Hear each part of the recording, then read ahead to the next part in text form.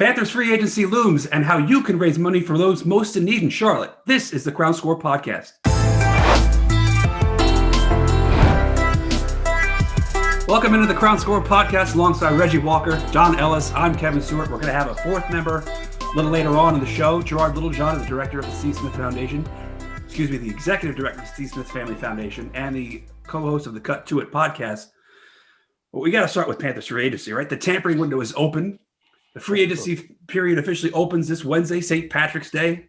But the Panthers are already making some moves, shoring up the offensive line, according to Adam Schefter. Pat Elflein, 3 years, $13.5 million, 6 of which is guaranteed.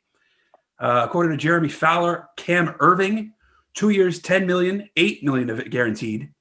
What do you guys make of these moves so far?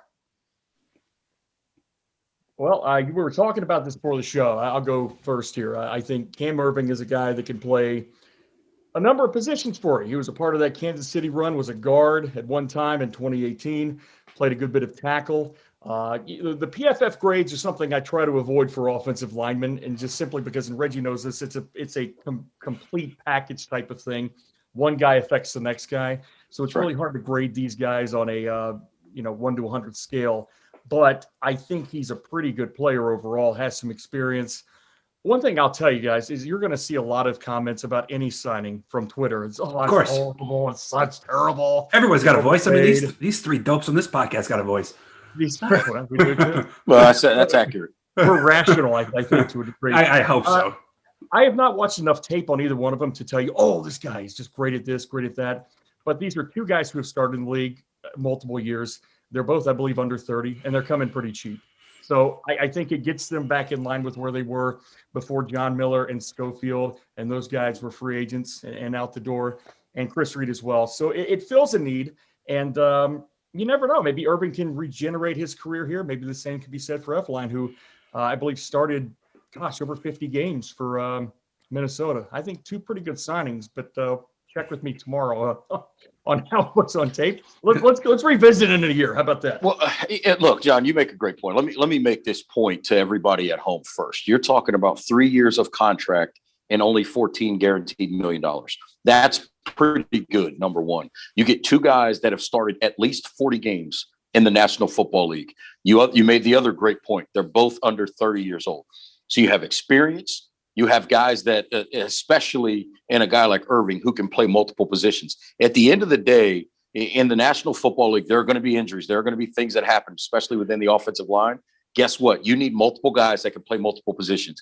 At worst case, these are guys that they know can come in a game and get them through some situations if they're not starters. Also, a guy like Elflein, I think he 4 straight years started every game, I believe, in Minnesota. So you add that to the fact that if this guy isn't a starter, remember, Minnesota's been playing pretty well the last couple of years. Right. If Elflein does not become a starter for this football team, that's a hell of a backup to have. Irving, same thing, multiple positions. So what you're doing is not only are you adding players, you're creating competition, you're building depth at that offensive line spot, because that's been your Achilles heel. Guys, let's face it. That's the reason why Cam Newton isn't here anymore. That's the reason why so many people essentially despise Teddy Bridgewater and don't think he can do anything. He's better than we saw last year.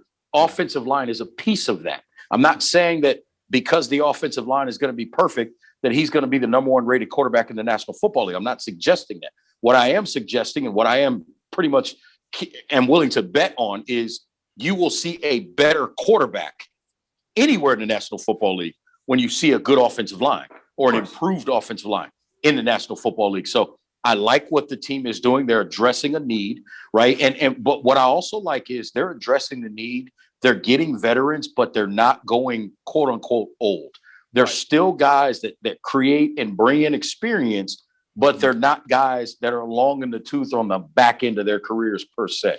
And look, I mean, they're not sexy moves by any means, but offensive linemen aren't. But they've 4 guys are out the door. I mean, they've already made their sexy move with Taylor Moton. That was the 60-year-old line. Moton's back, but you need depth. I mean, how many injuries have we seen the last few years on this offensive line? I mean, you need guys in the room that are going to be able to step in and protect the quarterback. Yeah, I still think you addressed the position in the draft, but there is no reason to not load up on offensive linemen. You can never have too many dudes that can block. Agreed. No, we talked about this. They were going to be so thin on both interior lines. They're tackling this. It looks like staggered, like they did last year. Free agency. Let's hit up the offense first last year, and then defense in the draft. This year, let's go offensive line early. Get Moton re-signed, and let's leave no questions as to who at least 4 of our 5 guys will be. And it looks like it will be, a combination of F line, and then you've got obviously. Trent Scott's back too. Tackle. Yeah, exactly. So it's coming together a little bit. There's not so many questions there. And to Reggie's point, they're all under 30, and it's done on a pretty reasonably cheap deal. So I like what they're doing here so far. Again, if they totally stink up the joint next year, it is what it is. It happens sometimes. But I think Jets fans, you mentioned Kevin for the show. Don't ask them about Patty. They think he's. Don't ask them about anybody. Jets hate everything. So. Yeah, who are the other 4 guys next to him too? Maybe that's part of the issue. Is who are the other guys? I think I said earlier, Elfline starting in Minnesota. Obviously, I meant the New York Jets. So Freudian slip on my part. I got to correct myself. But to that point, you're right. At the end of the day, offensive line does not sell tickets. It does not bring the fans to the game. But damn it, if it won't win you a championship or potentially lose you one, I don't know what else will. It's arguably the second most important position behind quarterback, correct? I think it's certainly that's a fair opinion to have, because at the end of the day, that's also what keeps your running back healthy, right? That keeps your running game flowing. And that keeps your receivers. It keeps your receivers happy, right? Because if you can block longer, they look better because they've had an hour and a half to get open as opposed to a second and a half. So things change. Things look a little bit different. It's easier, too, to do patchwork at guard than it is tackle. I mean, that, Reggie. Absolutely. I think you can develop a guard from a tackle or a center. Tackles, you need your guys to be true tackles and to be, bookends who can carry you the next 5 years. So what are they going to do from here on the left side? You got a number of options. We'll see. But I like what they're doing so far. A lot of guys say that guards, right? A lot of people will tell you guards are tackles with bad feet. Well, if you get a guy that used to play tackle, now you can put him at guard. Now you can pull him. You can do all these different things with him, and he's going to do it well because he's a little more athletic than you normally see per se, right? Normally, than a guard. So than most guards. So I like that Cam Irving has played both positions because that athleticism is there. Yeah, and it's not like Irving's going to be your guaranteed left tackle. I mean, you have Greg Little, who hasn't been great in his couple of years here. Hasn't been healthy, right? And Trent Scott, you have him there too. So I mean, none of those guys are guaranteed to start either. They might find a left tackle in the draft. They might find one in free agency. We don't know what they're up to, but might trade for one. I'm not a doctor. They could trade for one. Neither I'm not a doctor. You're not real. What do you guys say we welcome in Gerard Littlejohn? Let's get it. All right, we welcome in Gerard Littlejohn, the executive director of the Steve Smith Family Foundation, the co-host of the Cut to It podcast with Steve Smith Sr. Gerard, welcome to the podcast. Man, thanks for having me. It's a pleasure being here and honored that you guys allowed me to grace my presence on your podcast. You're here representing the Steve Smith Family Foundation. Give us a quick rundown of what that is all about. Yeah, so our foundation, which of course founded by former Carolina Panther and Baltimore Ravens Steve Smith, we have 2 focus areas here in the community of Charlotte. Domestic violence, so the awareness and prevention of that. So how do we help families who have been stricken, victims, survivors, and then also family health and wellness. And a lot of people hear family health and wellness and they think like active lifestyle or healthy eating, but really the way that we address it is how do you help stabilize families?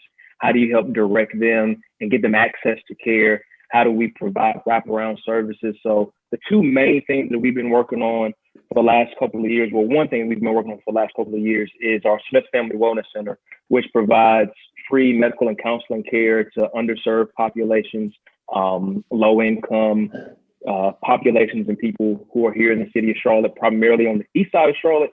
We do that through a partnership with Project 658 and with Novant Health, to where we're able to, again, give them medical care, give them counseling care, everything from trauma to domestic violence to mental health. So we've been able to do that since 2016. We've served over 6,000 people. Wow. And then we've also done our virtual learning center that we launched in August of 2020 during the pandemic, because so many of the same kids that we were seeing, as we've done a lot of work with shelters, some of those same children who are homeless, who are either in shelters or living in motels or living in cars or whatever the case may be. Virtual learning, while we know it was a challenge for everyone, but especially when you don't have the resources behind it, when you don't have an adequate place to live, or where you don't have access to meals that you typically get in schools. We've been doing that since August 2020. We've had over 100 kids, and we're now transitioning that into an after-school program that will continue a lot of the work that we're doing on top of homework assistance and social emotional learning, and now adding in activities and enrichment services. So that's what we do in a nutshell. But we're out here doing the work. Everyone talks about a lot of stuff here in Charlotte, but I'm really proud that we're doing something about it. We're doing something about mobility. We're doing something to try to reach people who have routinely been underserved, and it's been a pleasure. So thanks for letting me talk about that on this platform. Oh, absolutely. I mean, we connected last year with the virtual 5K in a story for Channel 9, but we're still in the pandemic. But the finish line is in sight. No pun intended. But what is the mission? What is the mission? What is the goal for this year's virtual 5K? Yeah, so we started this last year, and really during the entire pandemic, we realized that, man, especially last year, we just wanted to do something, and it was going to be tough for us to typically have the events that we do. We do a bowling event in February. We do a golf tournament that's in September. And so we knew just during stay-at-home orders that it was going to be pretty hard, and it was hard for a lot of nonprofits and a lot of organizations, period. And so we had been doing a 5K probably, 6 years ago almost, that we were doing a 5K in downtown Matthews. And so it was just chatting it up with, of course, Steve, and then chatting it up with some of our other partners, and specifically our race partners, start to finish, and realized, like, hey, a lot of people were starting to shift to virtual events. And so we decided, hey, let's dust this off and just kind of see what it does. And we had over 100 people participate. So a virtual 5K is a little bit different. You're not doing it amongst a huge group of people where typically we'd have, 800 runners or so. It's kind of on your own. You could do it in the parking lot. You could do it on a trail. You could do it on a track, whatever. And so we did that. And so people sign up. There's swag involved. So there's T-shirts, as you have on, Kevin, and there are other things that we were able to send out and really be able to get people going. But really, it's people doing it at their leisure. It's whether you walk it or run it or tootsie slide it. I don't care. Like whatever it is you want to do to complete it, you were able to do that. And so we were able to do that last year. And so we brought it back this year, even though, things are starting to open up, but we've done a little bit. But this year we were able to add some pop-up runs with Steve, and we just had our first one last week. We got another one coming up at the end of the month. And so just a really cool way to just still engage with people, still have some sort of a presence of doing an event, but also doing it in a safe way, in a socially distant way, and just another way that we can have a touch point. But at the same time, raising funds for all the stuff that we're doing and all the efforts that we have. And obviously, doing different things and the constant changes that we're dealing with in society, obviously, over the last 12 to 14 months being a big piece of that. Talk about a little bit the flexibility that you guys had to have, and what went into not only yourself, but Steve, and how involved and how much those conversations took to come up with the alternative ideas. Man, that's a great question. It was just really, we've always had just the ability to pivot, and always knowing whatever it takes for us to do to serve, to be completely honest with you, to be able to meet the needs of people in this community that, like I said, are consistently overlooked, who may not have access to care or healthcare, all these different variables. And so for us, we're always doing it anyway. But just during the pandemic, of course, there was an increased focus on that. And the pandemic, of course, has shown a lot of inequalities, has shown a lot of disparities when you think about education, when you think about healthcare. So the pandemic has done nothing but exacerbate that. So as we kind of got information that was coming to us probably weeks before the school system announced that they were doing remote learning, it was just one of those things that's, all right, what are the resources that we have, right? We have relationships, we have partnerships, we have people that we know within the community. And really it was trying to pull that together in order to just be able to activate on something. And that's what we were able to do when we found out that there's a need with these kids who have increased needs for remote learning. It was never about us championing for schools being open or closed. It was really about this specific group of kids. McKinney-Vento designated kids, which McKinney-Vento is an act that was passed in 1989, I believe, that says every kid has the right to fair and equitable education, regardless of their housing condition, whether they're homeless or not. And so that's for every single school system. And so just knowing that, this particular population of kids that relies on the school system to get their meals, that relies on relies on being in person, being hands-on with their teachers, they just need additional resources and additional help. And so that's just how we were able to do it. So we found some office space. We were able to get a hold on that. We were able to quickly move and find tutors and administrators and all these different pieces. We were just able to fit together. And here you have us being able to do that, 7 months later almost, and still being able to serve and still being able to provide a service to these kids who need it. And so it's been really cool. But that's just one of those things. I mean, if I liken it to a sports analogy, it's just us keeping our heads on the swivel, just like we are on a punt return, right? So it's the same exact thing. You always have your head on a swivel, just trying to figure out what it is that we can do in order to best serve. Well, we know 89 know how to keep a head on a swivel, but I'm gonna get to you on something here, because I think this is important for people to understand, to work in this type of realm, right, for yourself. Mm-hmm. Everybody knows it's different. It's a different approach. It's a different mindset. What inspired you to say, I want to work for an organization like the Steve Smith Family Foundation or whatever it may be? Yeah, well, my background, for those who don't know, I've had a pretty unique background to where I worked right out of college. I went to UNC Charlotte, so I'm a Charlotte guy. I was born in Charlotte. I grew up probably about 45 minutes north of Charlotte in a little town called Lexington, and then I came back to Charlotte to go to college, and I've been here full time ever since. But I worked for the Hornets in public relations for about 2 years. Then I went on and I had a career in like corporate social responsibility. So working on community initiatives for organizations like Lowe's, like Dick's Sporting Goods, like Atrium Health, before this opportunity with Steve came about. And we had a mutual friend that basically said, hey, Gerard, you're doing a lot of good work. Steve's doing a lot of good work. You guys should talk. And that's where this came about.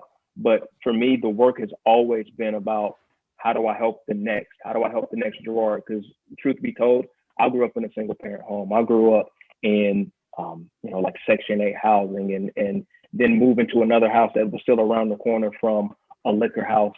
So I just know how impactful things like this can be. And so for me, we're always thinking about who's the next, because Steve has his own story, right? Growing up in LA, growing up low income housing, growing up the same way, domestic violence, within the home.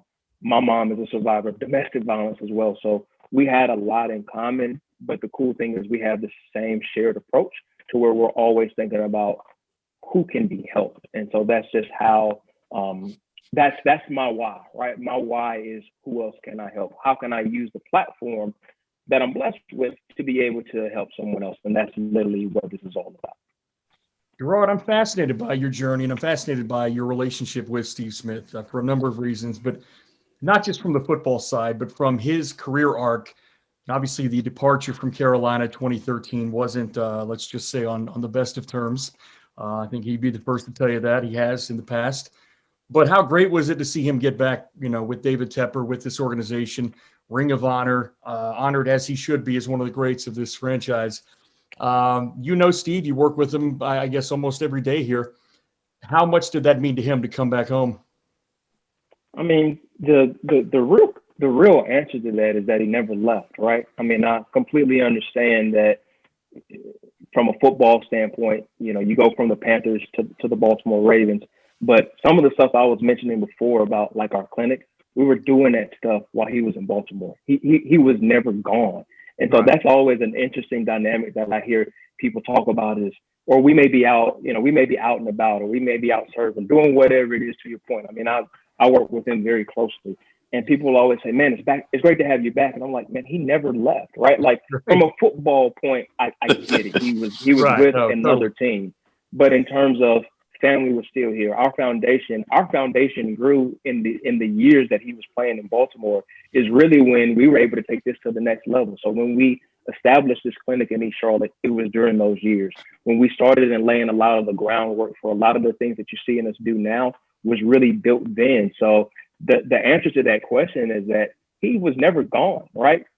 He was employed somewhere else, and I get that, but he was never gone. So the ties in Charlotte. He was gone on the tape. I can tell you that. It was brutal. Right. 2014. Well, a lot of DBs will tell you they saw him gone on the tape because they were chasing him too. So from on the field, I completely get it. But from asking me like how important that was, like Charlotte has always been of the utmost importance, and I think the fruits of our labor show that. So, but no, yeah, the tape does show. Yeah, he definitely smoked a few DBs, but that's neither here nor there. You and I talked about Gerard a couple of weeks ago. We were talking, you and I, on DM about Smitty's numbers stacking up in the Hall of Fame race, and I think you and I both understand that there's always going to be a little bit of a misnomer about Smitty because of his size, and he wasn't there's the Calvin Johnson type. But if you just look at the numbers, Gerard, especially in the postseason, I mean, all the work he does in the community aside, first ballot, he's got to be. He's just an exceptional player. I mean, that's not for me to speculate, right?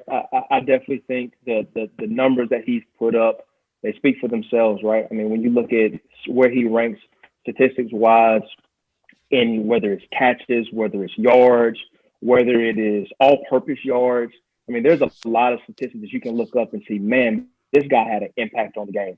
I mean, those are things, we unfortunately, we can't control that, whatever ballot that he gets in or whatever the committee, whatever the committee says, those are things that, you don't have an imprint on. But man, the impact that he had on the game, a receiver that's 5'9", and just the way, of course, that we all agree that the way that he played, what he brought to the game of football is undeniable. And it's definitely cemented. And again, they speak for themselves. And man, a 5'9" guy, it is unbelievable just to see, what he was able to do as a football player. Man, it's insane. It really is. Well, you're doing such a good job with your podcast too, with him, the Cut to It Thank podcast. You. And as a Giants fan, his evisceration of Dave Gettleman was one of my favorite things I've ever listened to in my life. But before we let you go, what's the best story about Steve that you could share with the audience? It doesn't have to be football. It doesn't have to be, personal interaction. Don't get him in trouble, Kevin. Come on, man. Whatever it is that he can share, whatever it is, the best possible story that you have that is shareable with the audience that you can share with us. Yeah. Oh man, there's it's literally so many, and I know that probably sounds cliche, but man, there are so many to where, I know you guys have me on kind of dual ways as the co-host of the podcast, but then also directing the foundation. Man, there's so many times that I would be able to share that just his heart, right? We're all talking about like how intense he was and just what he did to DBs, but the flip side that not everyone gets a chance to see, and I'm blessed that I do, is just the generosity that this guy has. I mean, from where there's been events to where I've seen him literally help homeless people after an event and didn't ask for anything. He just blessed the guy for no reason, or whether it has been families that we've helped or went and talked to that are behind closed doors. I mean, I would say probably roughly 70, 80, probably even 90, if I'm being real. You don't see, right? Like we don't have camera crews. We're not posting a lot on social media, but the impact that we have is undeniable, and it's even humbling at times. And so it really is hard to put my finger on just one because there have been so many, but really it's just the person that I get a chance to see day to day, the person I get a chance to work with, is just as much as we're talking about his impact on the game, who he is as a person is even more unbelievable. Like who he is, and I've told them this face to face, like who you are as a football player, man, who you are as a man, and that's incredible to say too, man. But just the way that the way that our foundation is set up, the way that his community efforts, the charitable philanthropic side of him. It's natural, it's real, and largely due in part to learned experiences, life experiences. And so that's really it, man. I mean, there's something I'm still trying to register, maybe just one, but it's tough because I mean, I can roll through 50 of ones to where it's just from where it's just, man, like that was cool, or I would have never thought of that, or man, like I wouldn't have done that. So it's been really cool. It's been really cool. So I hate that I didn't have that nice juicy exclusive. Hey, it's fine. There's just so many. You told us everything we need to know. Never hurts to try. I'll say one. Basically, what you said is Steve Smith, great player, even better human. Yeah. I got it. I'm good with that. That works for me. Human, amazing human. Yeah. All right, Gerard, go ahead. One thing real quick. I think we talk to a lot of NFL guys on my podcast and other shows I do. Mm-hmm. And so many of them have a hard time initially finding peace after football. And I think that's what's so impressive about this, as well as the work you've done, Gerard, is that it's been so community intensive, and he loves Charlotte, as you've said. It's really given him a renewed sense of, I don't want to say renewed sense of purpose because I don't know him firsthand, but I know that it gives him a continuation of purpose where a lot of guys, they've retired, and you know how it is. It's hard to find your way forward, and good for him and good for you too, man. It's legacy building, right? I mean, I think that's really what it boils down to, is that a lot of it was set as he was playing. And again, our foundation, we started gravitating and started building up a lot of that stuff during his playing career. And now because of that work, we're able to see a lot of the fruits of the labor, but it's all purpose and it's all legacy building, and realizing that it's much bigger than him. It's bigger than me. It's bigger than all of us on this podcast, that, you know, you can really have real change with real people. And so that's really what it's about. Hey, Gerard, thanks for coming on the podcast, man. And thanks for having me. And good luck with the event. I hope it's even more of a success than it was last year. Oh, man, I appreciate it. And for sure, if you want to learn more about our foundation, always go to stevesmithfamilyfdn.org. stevesmithfamilyfdn.org. And check us out on social media at Steve Smith FDN on all of our platforms. So appreciate you guys. Well, Gerard, you're welcome back anytime. And if 89 wanted to come on it too, we'll take that. But just whenever you want to come on, just reach out. All right. Thanks, Gerard. Hey, Gerard, thanks for dedicating your career to the people, man. Thanks for dedicating yourself to the people, because that's big. Great work, my man. Great work. Appreciate it. Well, that was a great conversation with Gerard. Absolutely. Yeah, it was, man. He, you know, the fact that he's willing to give his career to giving back is to me, I think that's just the ultimate sign of the human being that everybody does not have the capacity to be. Let's just be honest. Right. Yeah. I think it's great. You know, Gerard, shared his insights on Steve Smith's career, but more importantly, what Steve has done in the community, both in Baltimore and his true home, which is Carolina. So it's just great to hear Gerard's involvement, and we can't thank him enough for making time. That's a great conversation for us to have. Yeah. So, well, we're going to get out of here on this week's Crown Score, but we are going to have some guests coming up. Yeah, it's over.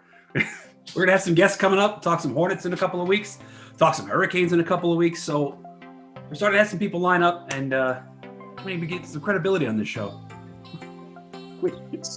Well, you guys are the credibility. I'm just in here to take up space. We need all you guys. A couple of ESPN former Emmy Award winners. I'm back here with a monitor looking at whatever tape I can find. That's because that's what you do, and you do it well. Incredibly credible. I love the tape watching. Just keep studying tape. It's awesome. It's all for show. All right. We'll see y'all next week. See you guys. Later.